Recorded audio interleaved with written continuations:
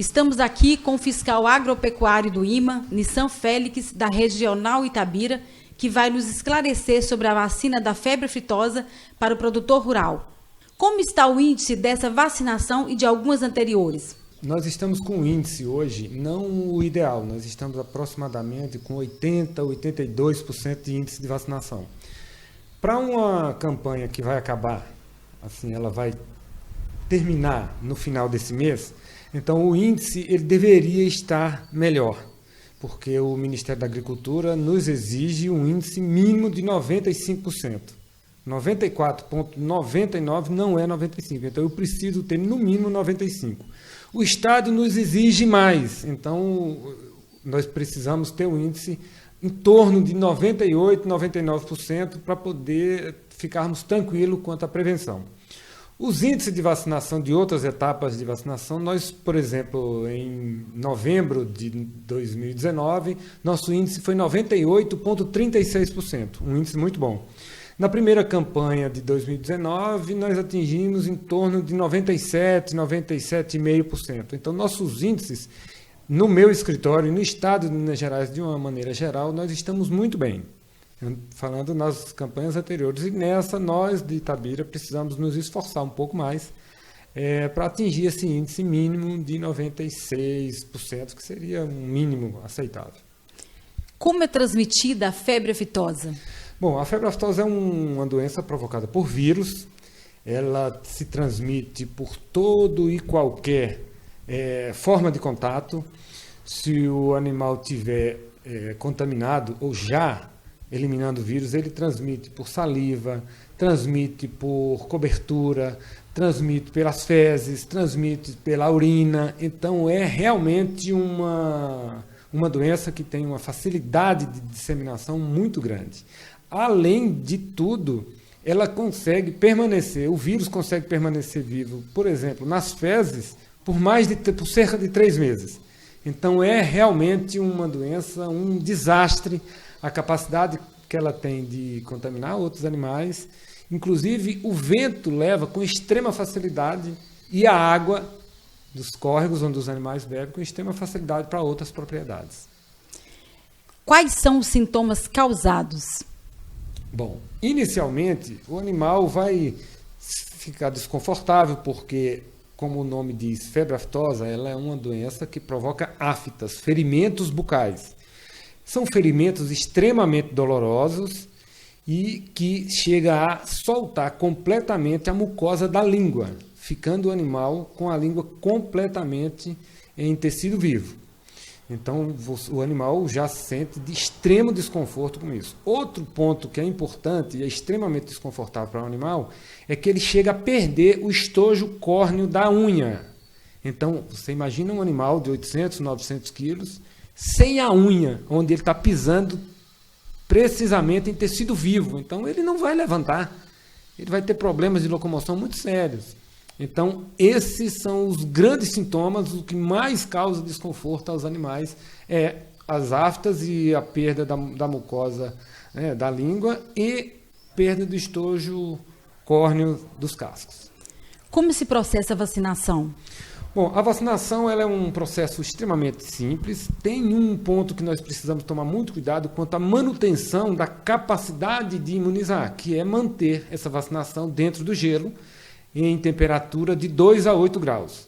Então, uma caixa de gelo de 2 litros, 3 litros, que você consegue colocar até 70, 80 doses de vacina, se ela estiver coberta com 2/3 do volume da caixa de gelo, ela está ela está na temperatura ideal e pode ficar muito tempo, até 24 horas dessa forma. Então, os locais onde se recomenda fazer a aplicação é na tábua do pescoço, em qualquer área da tábua do pescoço e próximo à espátula. Então, são áreas recomendadas. Alguns produtores têm hábito de vacinar na garupa, no cavador do rabo, que é uma área do... Isso não é recomendado. Primeiro, por quê? Garupa é tecido nobre, é carne nobre. Então, você vai estar danificando uma carne nobre por causa de uma vacinação, podendo usar no pescoço, que é uma área que a maioria da carne é jogada fora por falta de qualidade. E, como eles estão vacinando, alguns vacinam no cavador do rabo, na área lá, próximo ao reto, ânus, o organismo interpreta isso como um corpo estranho, como uma infecção. Então, ele vai encapsular a vacina, não permitindo a absorção e, portanto, a promoção de anticorpos vai ficar muito complicada, vai ficar prejudicada. A vacinação tem alguma resposta negativa no animal? Tem. Ela já teve mais. Antigamente, a vacina era à base de água. Quando a vacina é à base de água, o organismo absorve com mais rapidez.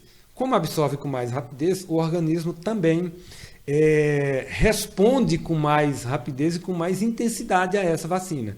Você lembra que nós mesmos, quando éramos crianças, nós tomávamos uma vacina, ficávamos 2, 3 dias de cama. É aquele mesma reação, porque a nossa base da vacina é líquida, é água. A vacina de febre aftosa já foi assim. Então ela dava muita reação. O animal ficava arrepiado 2, 3 dias, reduzia a produção de leite. Depois, com o desenvolvimento da vacina oleosa, e o volume de 5 ml, o que acontece? Essa vacina passou a ser absorvida de uma forma mais lenta. Como foi absorvida de uma forma mais lenta, a reação à vacina também se processa de uma forma mais lenta e menos intensa. Mesmo assim, tínhamos problema de formação de abscessos, porque batia a agulha em locais que não estavam limpos, com resíduo de fezes, e às vezes a agulha estava suja, então formavam abscessos, e o produtor culpava esse abscesso, culpava a vacina. E não era a vacina, era a vacinação. O produtor não estava fazendo a coisa correta. Há cerca de 1 ano, essa vacina mudou novamente. Ela passou a ser menos oleosa e o volume que antigamente eram 5 ml passou a ser de 2 ml. Então, o produtor reclamou do abscesso a vida toda e da quantidade por ser muito oleosa. Hoje, ele não tem mais do que reclamar. Hoje, nós temos uma vacina extremamente moderna, não tão oleosa e com um volume muito menor, apenas 2 ml suficientes para imunizar o animal. Então, essa parte, essa reclamação já acabou. Então, essa reação ao animal que o animal tinha antes, isso não existe mais. Tem previsão para acabar definitivamente com a vacinação da febre aftosa? Tem sim. Nós estamos numa fase de finalizar a etapa de vacinação, essa etapa agora, e finalizar a vacinação de um modo geral. Se nós conseguirmos índices superiores a 95%, 96%, eu diria 97%, se nós conseguirmos esses índices até o final do ano de 2021, provavelmente no ano 2022 nós não vamos mais vacinar, vai parar definitivamente com a vacinação de febre aftosa. Porém, o produtor tem que ser muito honesto com ele e com a população, porque é um gasto alto. A vacinação hoje está em torno de R$ 1,80, R$ 2,50 por cabeça. Não é alto em relação ao valor do animal, mas se você analisar que já se faz essa vacinação há mais de 40 anos, que poderia ter sido durado apenas 15 anos, então o produtor já gastou muito com isso. Então, se ele já gastou muito com isso, ele precisa gastar mais agora para terminar essas campanhas, fazer essa campanha com os índices altos, acima de 97%, para poder nós, mineiros, obtermos ao final do ano 2021 o índice, o direito de parar de vacinar. É bom deixar claro que o estado de Santa Catarina e o estado do Paraná já não vacinam mais. Ou seja, eles fizeram o dever de casa muito bem feito e já não vacinam. Esse ano é o primeiro ano que o Paraná não vacina. Então é bom o produtor perceber da importância da vacinação e que ele já caminhou esse tempo todo, mais 2 anos que ele fizer com muito cuidado e certeza do que está fazendo, nós só temos a ganhar com isso. O que vai acontecer quando acabar a vacinação e as vantagens que traz ao produtor rural? Bom, a vantagem, o que vai acontecer primeiro, que esse manejo da vacinação, que apesar de tudo ele é uma coisa chata de fazer, que você tem prazo, tem que vacinar todo o gado o mais rápido possível, até para não perder a qualidade da vacina.